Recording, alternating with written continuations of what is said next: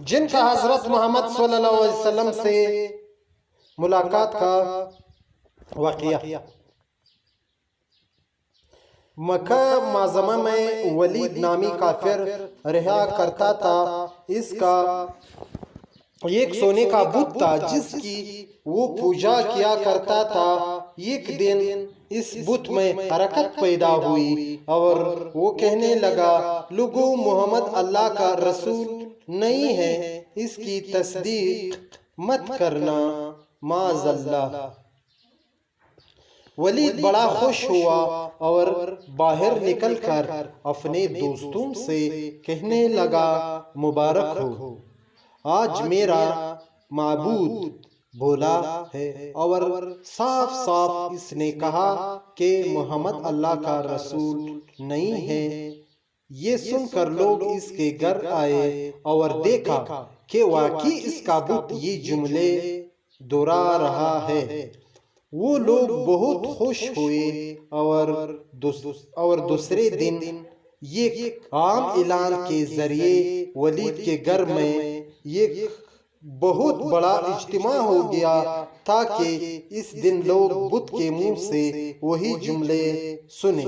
اس بڑے اجتماع میں ان لوگوں نے حضور صلی اللہ علیہ وسلم کو بھی دعوت دی تاکہ حضور صلی اللہ علیہ وسلم خود تشریف لا کر بت کے منہ سے وہی جملے سنیں۔ چنانچہ حضور صلی اللہ علیہ وسلم بھی تشریف لائے۔ جب نبی کریم صلی اللہ علیہ وسلم تشریف لائے تو بت بول اٹھا، اے لوگو، خوب جان لو کہ محمد صلی اللہ علیہ وسلم اللہ کے سچے رسول ہے، ان کا ہر ارشاد سچا ہے اور ان کا دین حق پر ہے۔ تم اور تمہارے بت جھوٹے ہیں جو تمہیں گمراہ کرنے والے ہیں۔ اگر تم اس سچے رسول پر ایمان نہ لاؤ گے تو جہنم میں جاؤ گے۔ پس عقل مندی سے کام لو اور سچے رسول صلی اللہ علیہ وسلم کی غلامی اختیار کر لو۔ بت کی یہ باتیں سن کر ولید بڑا گھبرایا اور اپنے معبود کو پکڑ کر زمین پر دے مارا اور اس کے ٹکڑے ٹکڑے کر دیے۔ حضور صلی اللہ علیہ وسلم پہتیانہ طور پر واپس ہوئے تو راستے میں ایک گھوڑا سوار جو سبز پوش تھا حضور صلی اللہ علیہ وسلم سے ملا۔ اس کے ہاتھ میں تلوار تھی جس سے خون ٹپک رہا تھا۔ حضور صلی اللہ علیہ وسلم نے فرمایا، تم کون ہو؟ بولا، میں جن ہوں اور آپ کا غلام اور مسلمان ہوں، جبل طور میں رہتا ہوں۔ میرا نام معین بن العبر ہے۔ میں کچھ دنوں کے لیے کہیں باہر گیا ہوا تھا۔